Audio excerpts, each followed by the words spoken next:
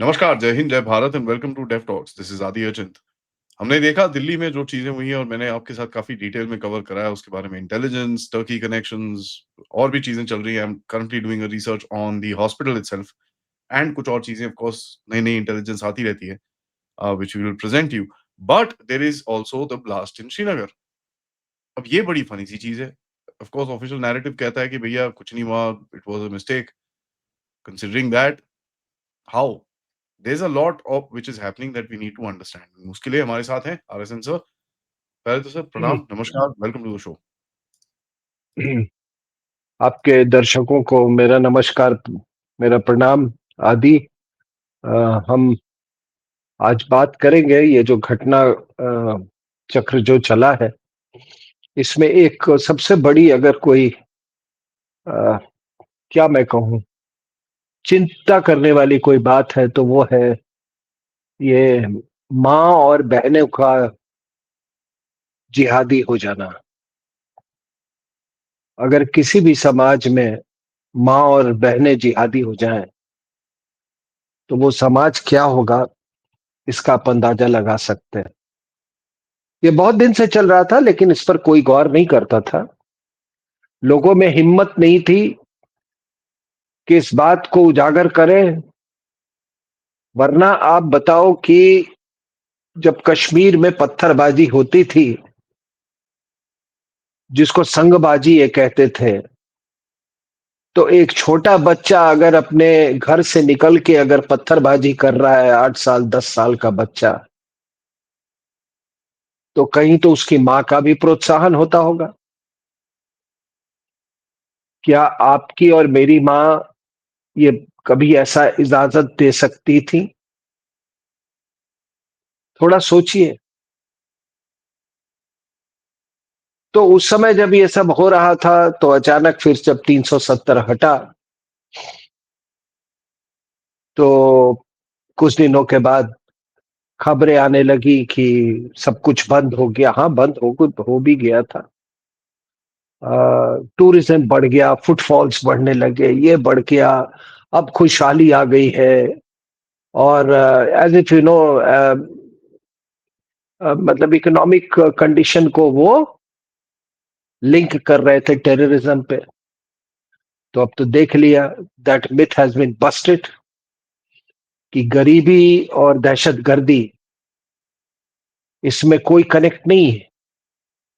लेकिन हमारे यहाँ ये थ्योरी बहुत चलाई गई। अभी आपने देखा ये जितने डॉक्टर हैं,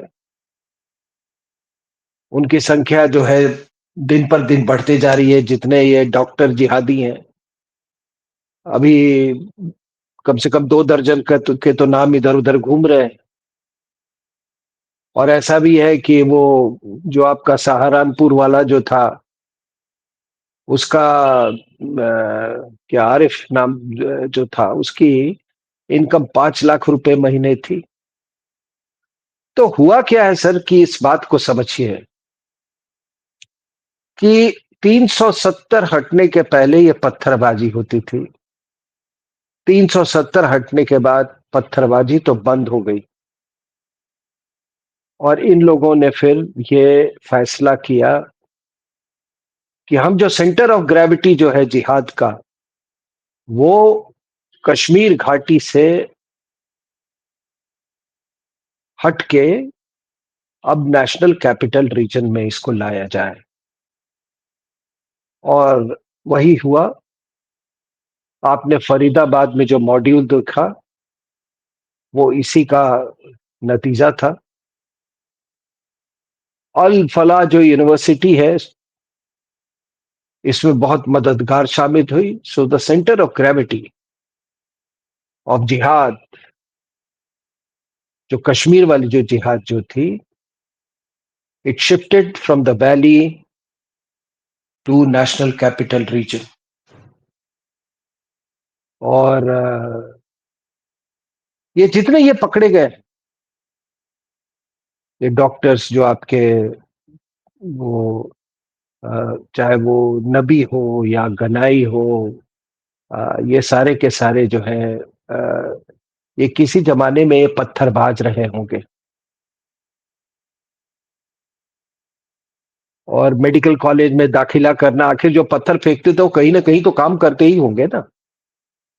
वो बच्चे बड़े होके वो कोई किसी न किसी प्रोफेशन में गए होंगे, तो जाहिर सी बात है कि डॉक्टरी में भी वो गए होंगे। और जो श्रीनगर मेडिकल कॉलेज का आप ले लीजिए, तो सारा का सारा ही हम लोग सब जानते हैं वहां पे। वो पहले से भी श्रीनगर मेडिकल कॉलेज और कई अस्पताल जो है वो जिहादियों का गढ़ गढ़ रह चुका है। और घाटी से तो आपने निकाल दिया हिंदुओं को। जब हिंदू वहां से निकल गए तो बच गए वहां पे सारे जिहादी जानवर। अब मेडिकल कॉलेज में भी वही जिहादी जानवर है। कितना आसान! क्या ये रेडिकलाइजेशन की क्या बात कर रहे हैं आप? रेडिकलाइजेशन तो इनकी माओ ने खुद किया है।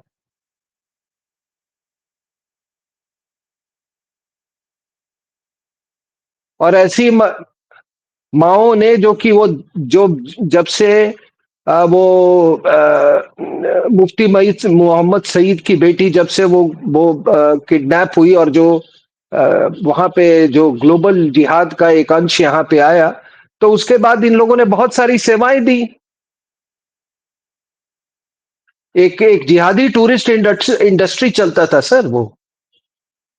और वो, if I am able to draw a parallel, वो एक कुछ थाईलैंड टाइप का भी इंडस्ट्री था वहां पे। तो इसमें कोई किसी को आश्चर्य क्या हुआ है? यहां से वो सारे तत्व जो थे, जो पत्थरबाज बच्चे थे, वो 370 हटने के बाद उसमें से कई जो हैं कॉलेज में थे और फिर मेडिकल कॉलेज में आए, और उसके बाद तो इनकी ट्रेनिंग ही वहीं से हुई है। माँ के गोद से इनकी ट्रेनिंग हुई है। तो इनको कोई रेडिकलाइज करने की जरूरत नहीं है।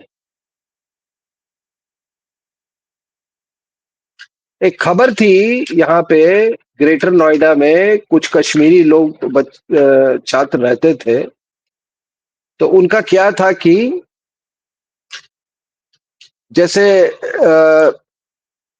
ये हनी ट्रैप तैयार करते थे कश्मीरी लड़कियों को लेके। और जैसे किसी कोई लड़का आया, उसको वो ल्योर किया। ल्योर करने के बाद वो जैसे ही कहीं फ्लैट या किसी जगह पे आया, फिर ये कश्मीरी जिहादी आ जाते थे। वो भी छात्र थे। फिर उसको मारना पीटना शुरू कर देते थे। कहते थे तू अ, तू हमारी महिलाओं के साथ छेड़छाड़ किया है, ये किया है। अगर तेरे को हम तुम्हारे साथ ये कार्रवाई करेंगे, प्लस कानूनी कार्रवाई करवाएंगे, ये करवाएंगे।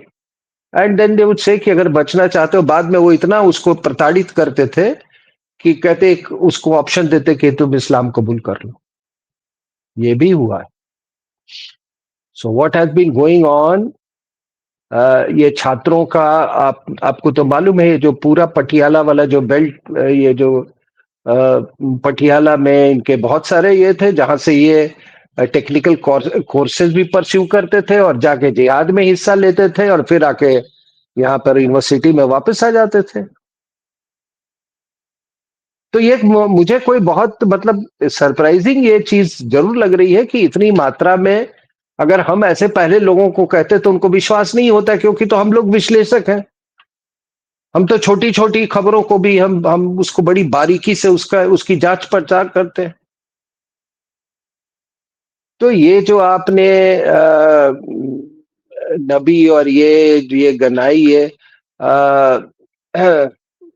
आपने देखा, ये नथिंग दिस। पत्थरबाज, जो संगबाज थे, जो पत्थरबाज थे, दे ग्रेजुएटेड, वो डॉक्टरी में हो गए, और फिर they graduated into not suicide bombers. उनको सुसाइड बॉम्बर्स के लिए नहीं किया गया। वो बन गए मतलब एक दूसरे लेवल के जिहादीज। अब है क्या कि मुझे तो वो हैरानी होती है कि ये जो महिला जो है, ये शाहीन, डॉक्टर शाहीन, इसका देखो, ये शादीशुदा है। लखनऊ की रहने वाली है।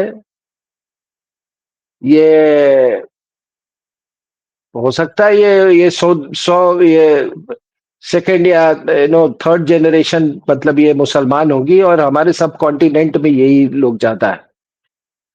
आप तो अरब कंट्रीज गए हुए हो, काम कर रहे हो, आप दूर से पहचान लेते हो कम से कम 1 मील से ये कौन अरब मुसलमान है और कौन ये आपके छटे हुए ये वाले मुसलमान है, ठीक है ना। आप दूर से पहचान सकते हो। इनका गेट ही अलग होता है। तो आप सोचो कि इस महिला ने 2 बच्चे पैदा किए, बच्चों को हस्बैंड के पास छोड़ दिया, और फिर इसने जिहाद का रास्ता अख्तियार कर लिया। और उसके बाद बच्चों को और हस्बैंड को छोड़ने के बाद एक इसका भाई है डॉक्टर परवेज अहमद, छोटा भाई, उसको भी इसने रेडिकलाइज किया। आप सोच लो।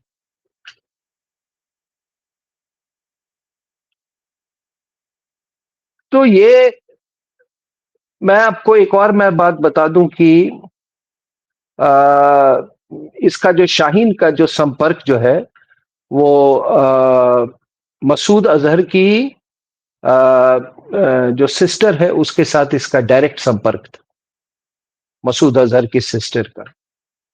और फिर वो जो उसका जो जमायते मोमिनत जो रेस किया उन्होंने, विमेंस ब्रिगेड उसकी ये हाँ। नहीं, शी इज जी, Jamaat Mominat. Shaheen Saeed is the head of Jamaat Mominat, and जो वही कह रहा हूं मैं। मसूद अजहर की सिस्टर है sir, Sadia Aziz, she is the head of Darul हाँ खिदमत अल निस्वान। हाँ, जी जी जी। तो उसके साथ इसका डायरेक्ट संबंध है। तो ये देखिए क्या है कि अब 2-4 बातें हमको समझनी होगी कि आपने 370 हटाया, और 370 हटाने के बाद अगर वहां पर मान लीजिए किसी देश के हिस्से की समस्या ही डेमोग्राफी है, तो क्या आप वो उंगली वो गैंगरीन को काट मतलब काट के फेंक देंगे आप?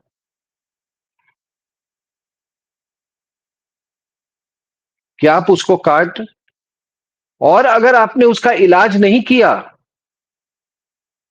तो वो जहर जो है वो पूरे शरीर तक फैलता रहेगा। तो दो ही आपके पास विकल्प है कि या तो उसको काट के फेंक दें, वो तो होने को है नहीं, और अगर आप काट के फेंक नहीं सकते हैं तो उस गैंगरीन को आपको रोकना पड़ेगा। और वो गैंगरीन में को रोकने के लिए दवाइयां होंगी, कुछ एंटीबायोटिक्स आप डालेंगे, और सबसे बड़ा मतलब वो जो कीड़े जो दिमाग का कीड़ा है वो क्या है, वो जिहादी कीड़ा है। जिहादी कीड़े के खिलाफ कोई एंटीबायोटिक आपको निकालना पड़ेगा। जो कश्मीरी हिंदू थे वहां पे वो एंटीबायोटिक तो वो कुछ हद तक वो एक उसको एंटीबायोटिक का काम करते थे, ठीक है, या जिसको एंटीडोट आप कहो, एंटीडोट का काम करते हैं। बिकॉज व्हाट हैपेंस इज कि जब आपके समाज में एक और भी डिस्कोर्स है तो थोड़ा उसमें डाइल्यूशन होता है, लेकिन आपने उसको तो पूरा दारुल इस्लाम बनने दिया। एक दारुल हर्ब था, देवर सक्सेसफुल दारुल इस्लाम बनाने में। लेकिन आज भी आदि आपको बता रहा हूं कि यूनियन टेरिटरी बनने के बाद भी वो दारुल हर्ब को धीरे धीरे, जहां भी कश्मीर तो दारुल हर्ब से वैली तो बन ही गया दारुल इस्लाम, बाकी इलाके भी बन रहे हैं। ये वैष्णव माता ये मेडिकल कॉलेज है एक, आपको मैं उदाहरण देता हूं। उस मेडिकल कॉलेज में आपको मैं बता दूं कि 50 लोग स्टूडेंट्स का इनटेक है, और उसमें आई थिंक 42 उसमें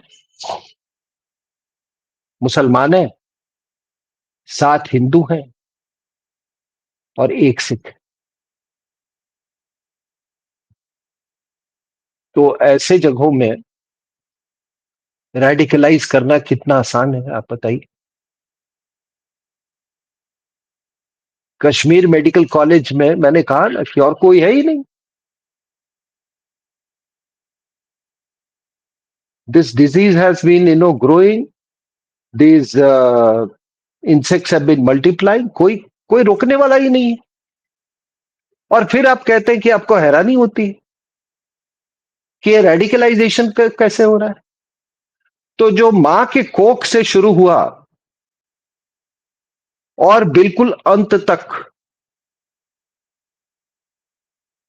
आप बताइए कि कहां पे डीरेडिकलाइजेशन का अपने आप उसको उन्होंने छोड़ा आपके लिए? क्या छोड़ा आप?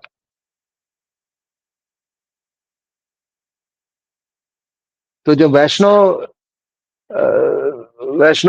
माता मेडिकल कॉलेज की मैं बात कर रहा हूं, वो तो घाटी में नहीं है, वो तो इधर है, कटरा में।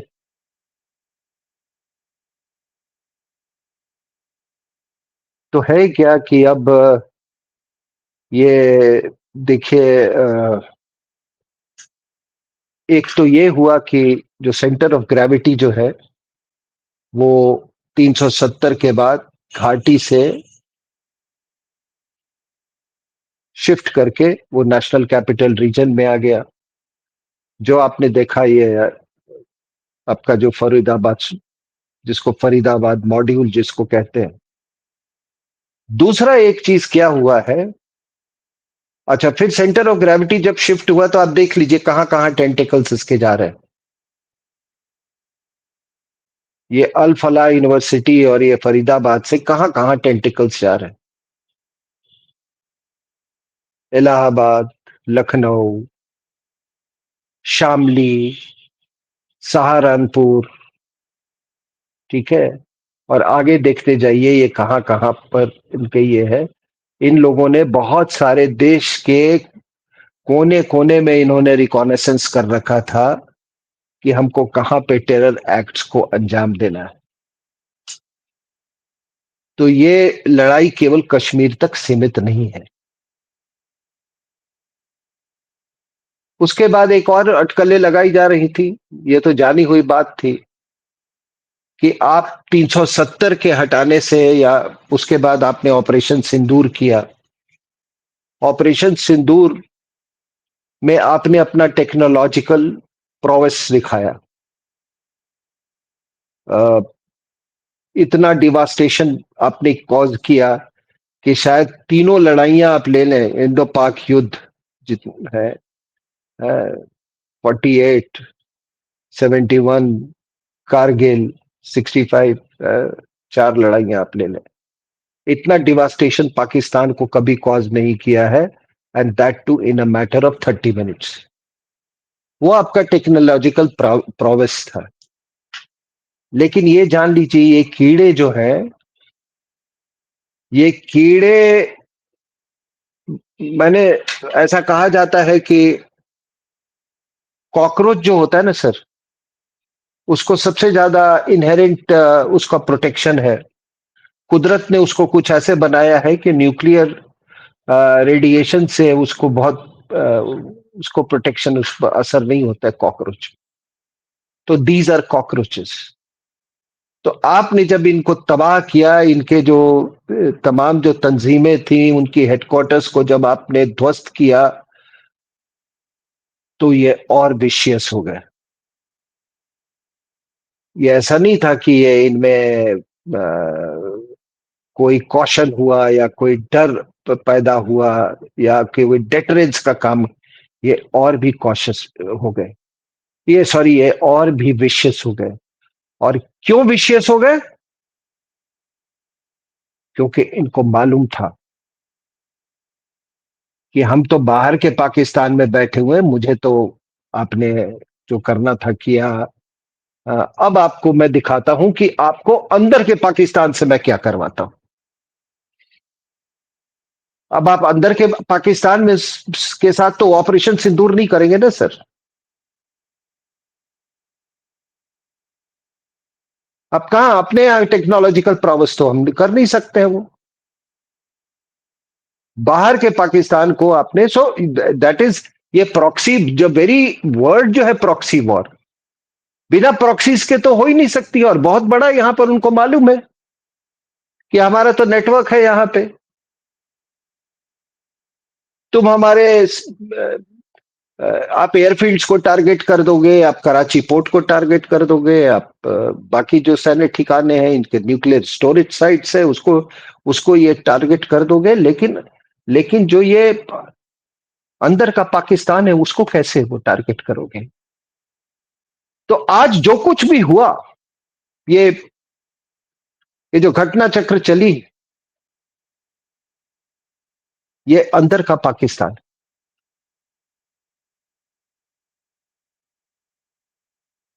ये चाहे वो नबी हो या ये हो, आपका गराई हो या ये डॉक्टर ये शाहीन हो या आरिफ हो, ये सब अंदर का पाकिस्तान।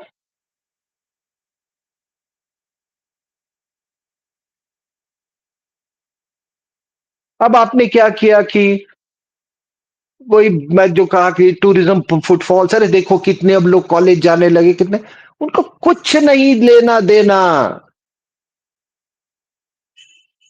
ये आप समझ जाइए कि कोई भी ज्ञान या विद्या या प्रोफेशन या एवरीथिंग इज सबॉर्डिनेटेड टू जिहाद।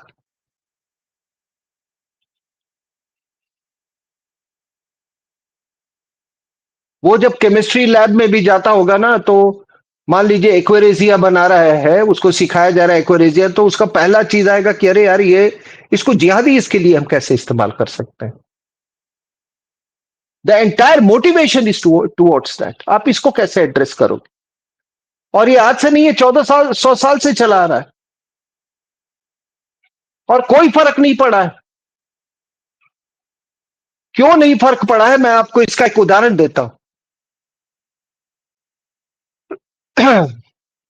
एक तो मैंने बताया कि शिफ्ट हो गया सेंटर ऑफ ग्रेविटी जो है 370 हटने के बाद नेशनल कैपिटल रीजन में। दूसरा एक और चीज हुआ है सर कि 370 हटने के बाद एक और सेंटर बन गया जिहाद का, आईएसआई और जो तुर्की का जो इंटेलिजेंस है, आ, वो दोनों मिलके अब वो तुर्की से ऑपरेट कर रहे हैं।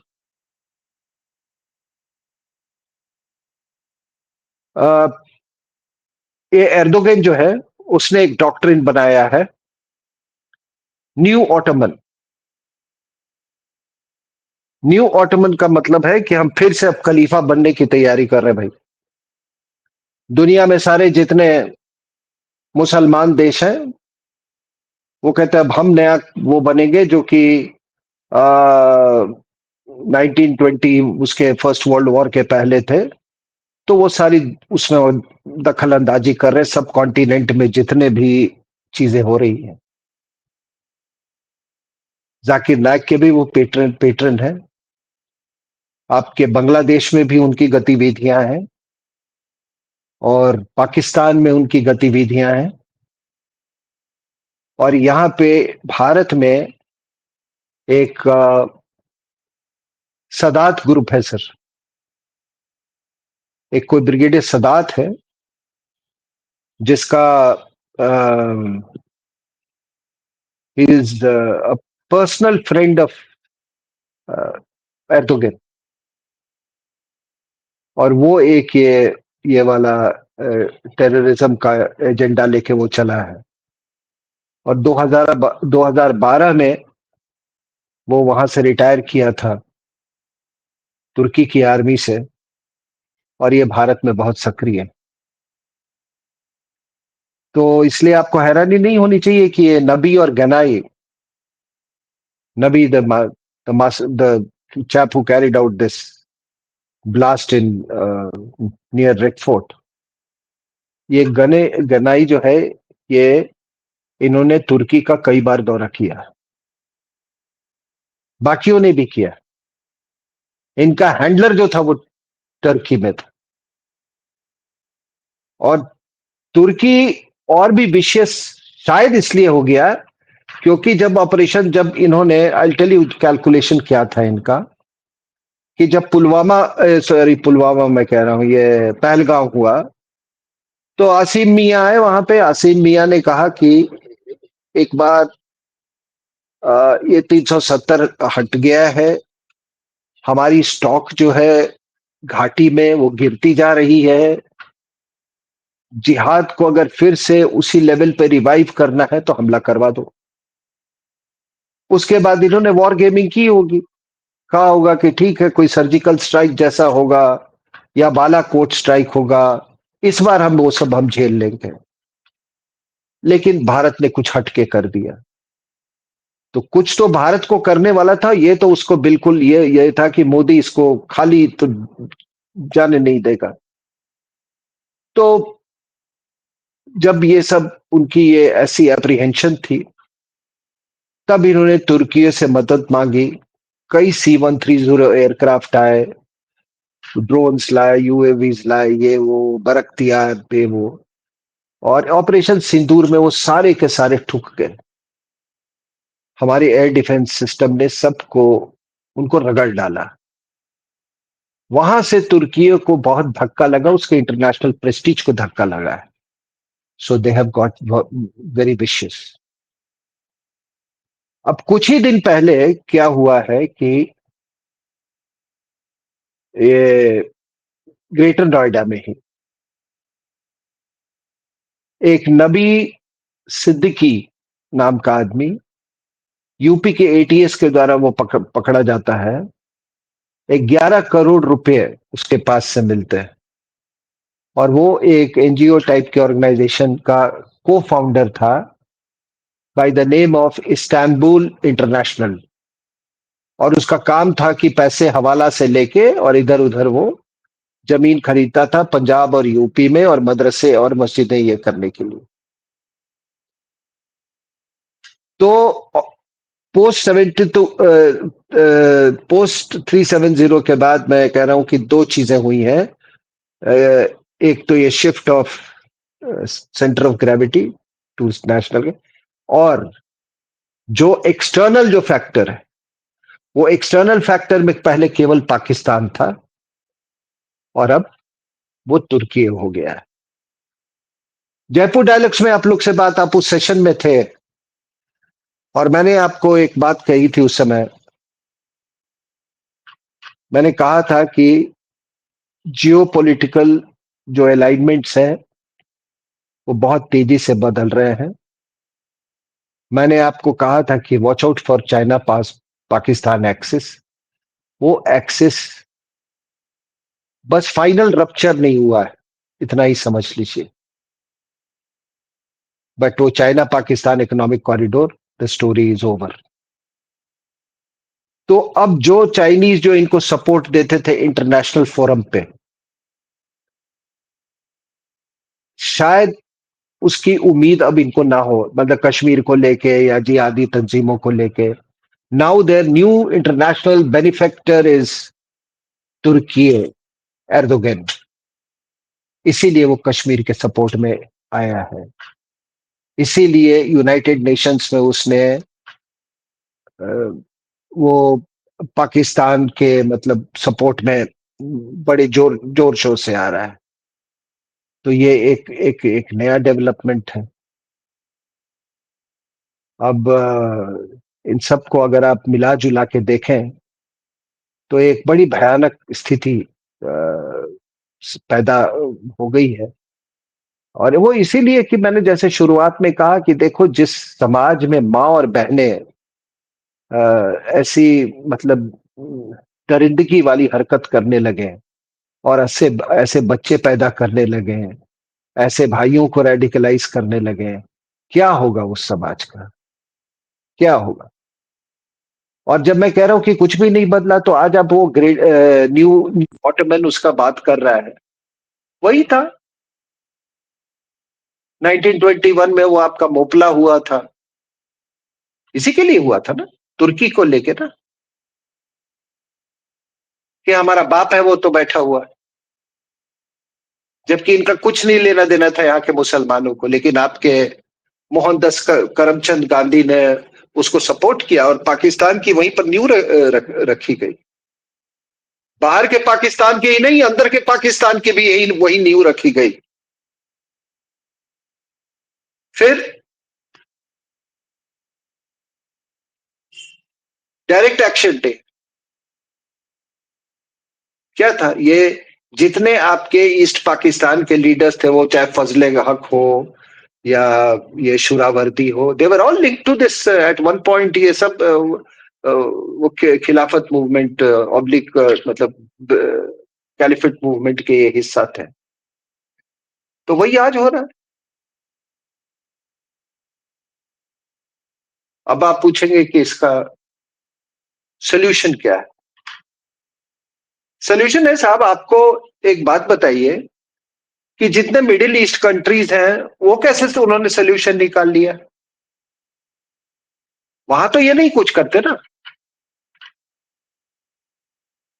वहां तो तबलीगी जमात बैन है। सऊदी अरेबिया में तबलीगी जमात बैन है। आपने तो बैन नहीं लगाया ना उस पे। बहुत सारी यूरोपियन कंट्रीज है ना, फ्रांस है, इटली है, अभी वो बुर्का बैन कर रही है ना।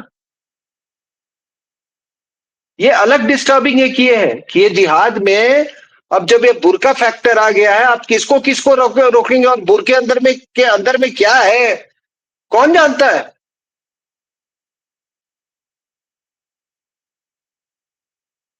आपने वो कह दिया कि भाई एक तरह से कि this is no go area, आप ये नहीं कर सकते। तो ऐसा नहीं है, चाइनीज कर रहे हैं ना सर। चाइनीज ने जो यूगुर में जो कर रहे हैं वो ठीक है, अपने देश हित में कर रहे हैं। उन्होंने कहा कि ठीक है, हम ये नहीं जानते कि तुम्हारे उसमें क्या लिखा है, तुम्हारे हदीस में क्या लिखा है, उधर क्या लिखा, we are not concerned, this is China and you will live like a Chinese. बात खत्म। नहीं है, सड़कों पे नहीं नमाज पढ़ोगे तुम, रोते रहो।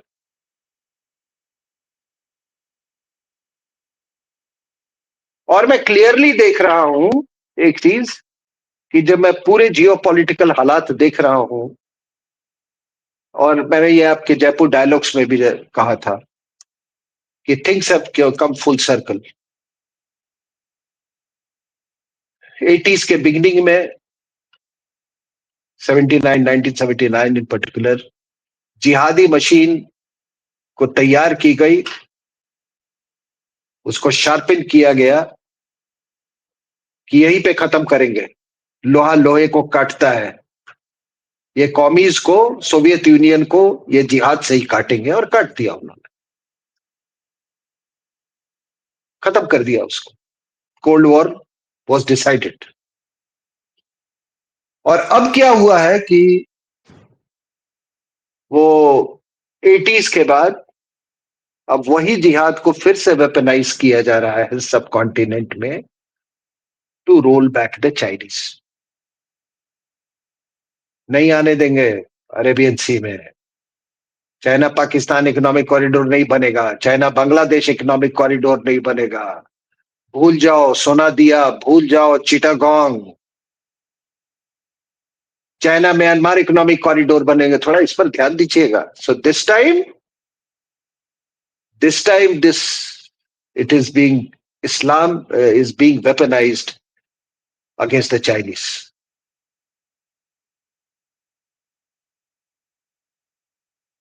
तो ये पूरी मतलब I look at this whole thing in this manner, but very very dangerous for the country.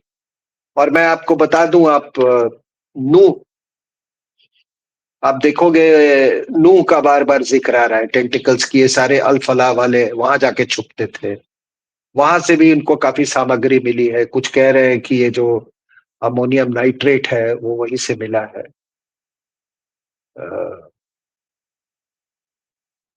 तो जिस दिन जयपुर डायलॉग खत्म हुआ, आपको मालूम है, I had that session, afternoon session on the final day. एक तो आप लोग के साथ था, एक और था। तो मैं वहां पे आया, नेक्स्ट डे मेरा फ्लाइट था। तो कोई टैक्सी से आ रहा था, अभिषेक तिवारी आ रहा था वहां से। तो मैं सोचा कि क्या अकेले में क्या करूंगा यहाँ पे। सो 6 o'clock वी स्टार्टेड, मैंने उसके टैक्सी में लिफ्ट ले ली, एंड आई केम हियर। तो जिस इलाके से ये आपका दिल्ली बॉम्बे एक्सप्रेसवे गुजरता है, जब ये मेवात वाला रीजन आता है, आपको इतना अनईजी फीलिंग होगा कि बिल्कुल उसको रोड को हक करता हुआ you will see strange lights, green green lights. कुछ कहीं झोपड़ी बने हुए, कुछ ये के वो है। और कि as if I am just about to spill over to the highway. अब वही क्या, कोई कह रहा था सर यहाँ उल्टे पुल्टे काम होते हैं। वो ड्राइवर ने हमको बताया कि यहाँ पर बीफ बेचा जाता है, ऑल दैट दिस थिंग। ठीक है सर। तो ये एक पूरा इकोसिस्टम है यहाँ पे।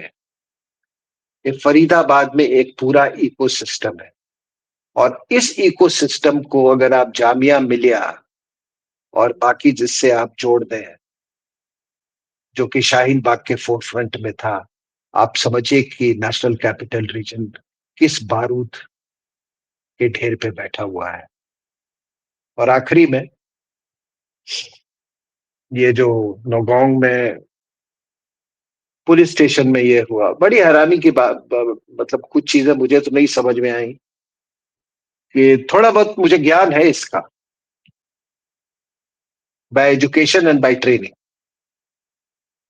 कि साहब आप इतनी भारी मात्रा में आपको एक्सप्लोस जो बॉम्ब का material it is not yet वो explosive. Ammonium nitrate in itself is not an explosive. ठीक है। आपको तो सैंपल ले जाना है ना सर। अगर आप फोरेंसिक जांच कर रहे हैं तो आपको तो सैंपल ले जाना है। आप पूरा का पूरा माल उठा के हम वहां पर क्यों ले जा रहे हैं आप? दूसरा बात है कि एक्सप्लोड कर गया, क्या एक्सप्लोड किया हमको समझाइए ना। अगर वो बॉम्ब की हालत में था, तो आप तो पहले मान लीजिए कि कोई आप फर्स्टली एक मटेरियल जो है explosive matter, how it is converted into bomb. वो आग से और उससे नहीं होता है, जब तक उसको डेटोनेटिंग वेव्स नहीं मिलेंगे। ठीक है ना। अगर मान लीजिए आपको 5 किलो, मान लीजिए 5 किलो कोई आपके पास सामग्री है, उसको बॉम्ब में कन्वर्ट करना है। So you need a chain of detonation, detonating detonators of various intensities। अगर आप उसका डबल करेंगे तो आपको डबल चाहिए। तो क्या होता है सर कि तब जब वो डेटोनेटिंग उसका वो पूरा सर्किट कंप्लीट हो जाए, व्हेन ट्रिगर मैकेनिज्म वो सब हो, then it becomes a bomb. ठीक है ना।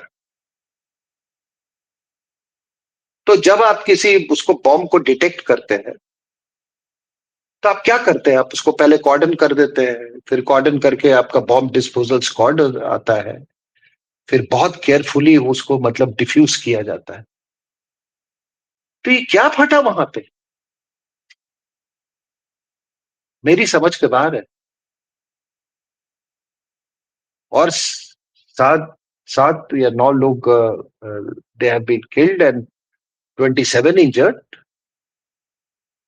कहते हैं बहुत बड़ा धमाका हुआ।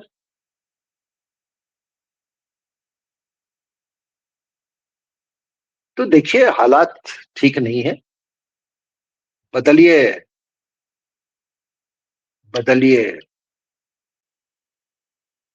डेमोग्राफी बदलिए। नहीं, डेमोग्राफी बदलिए नहीं, रिक्लेम कीजिए। जिस तरह से उन्होंने रातों रात निकाला था ना 90 में, वैसे ही आप रातों रात अंदर लग ये कीजिए। और मैं ये नहीं कि ये इतना आसान नहीं है, आसान बनाया जाता है चीजों को। आसान तो इतना था उनके लिए कि एक होम मिनिस्टर ने अपनी बेटी को अगवा करवा दिया ग्लोबल जिहाद को लाने के लिए। आसान तो ये था कि एक आपने कोर कमांडर बैठाया वहां पे, जिसने कोई एक्शन नहीं लिया। वो तो आसानी तो बनाई गई थी ना। जब ये सब कुछ हो रहा था तो एक, मैं किसी को जानता हूं, एक क्यूआरटी टीम थी, उसको उसने कहा, और क्यूआरटी टीम ने बोला कि हम तो एक्शन लेने के लिए तैयार है, हमको कहीं हुक्म नहीं आ रहा है।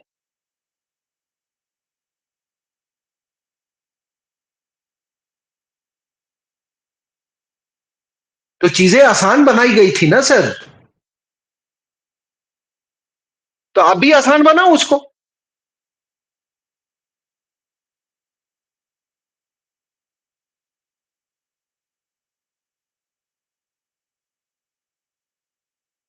मैं अपनी बात यहीं पे समाप्त करता हूं।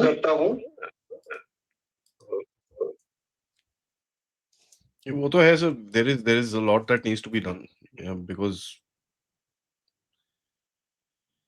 there is, बोलते हैं ना कि पूरी तरह से जो भी सिस्टम, ये जो पूरी तरह से जो सिस्टम फैला हुआ है और जिस तरह से ये बाहर निकला है अभी, it is always been a shocker to us कि भाई एकदम से ये क्या है, सडनली क्या हो रहा है, एंड दूसरी हमेशा। दूसरी बात क्या है, एक और बात मैं थोड़ा सा ये कर दूं कि ये बकवास कि नहीं नहीं, आई रिस्पेक्ट ऑल रिलीजन है, रिलीजन्स की बात ही कर रहे हैं तो हम तो मजहब की बात कर रहे हैं।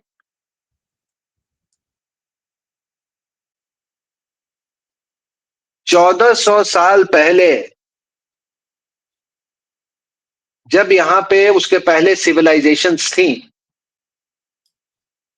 उन सिविलाइजेशंस में एस्ट्रोनॉमी था, मैथमेटिक्स था, सब तो था, आर्ट था, कल्चर था, लाइब्रेरीज थे। क्यों बर्बाद किया उसको? है आपके पास जवाब? दैट इज, क्यों बर्बाद किया? शुड दिस, ये मजहब, इनको इसकी सजा मिलनी चाहिए या नहीं मिलनी चाहिए? Criminals were born. और क्योंकि वो गंवार थे,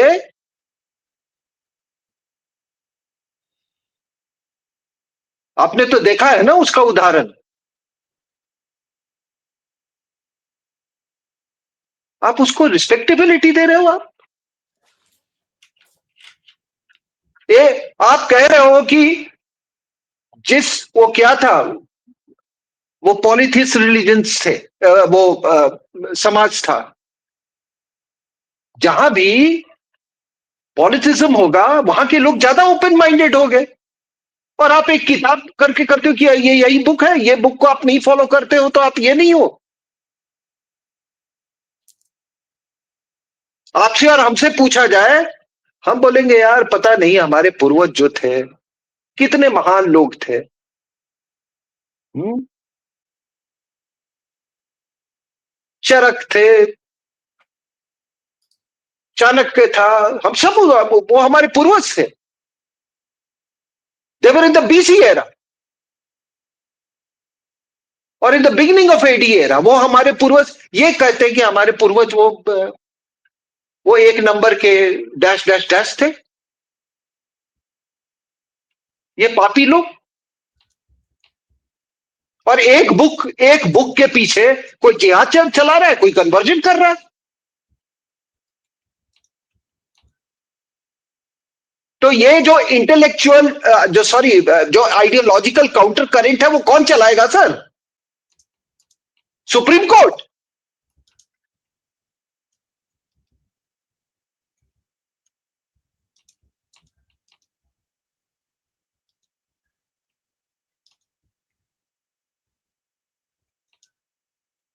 थैंक यू वेरी मच। ये तो है sir, there is something that needs to be done, and it's a very tough situation, because एक रियलिटी जो निकल के बाहर आ रही है, and today as we are seeing, some 200 doctors are under scanner, 15 doctors are missing, 22 doctors are caught. So this is a spread which is like a virus. आदि, आप एक बात बताओ, आप अगर अभी कोई अस्पताल में आप जाते हो, आपको क्या, आपको थोड़ा संदेह नहीं होगा, आपको डर नहीं होगा?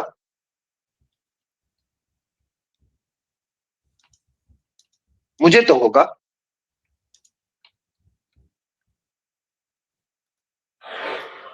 And that's the problem, na?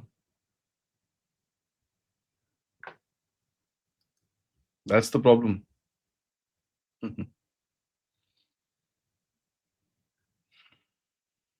Thank you, sir, for that. It's a wake up call for all of us, and I hope we do wake up. सब ऑडियंस से रिक्वेस्ट है, वीडियो को लाइक करिए, सब्सक्राइब करिए, end of course share this with your friends and families, and don't forget, if you can, do contribute towards the channel. QR code, PayPal, super sticker, super chats is the way to do it. Namaskar.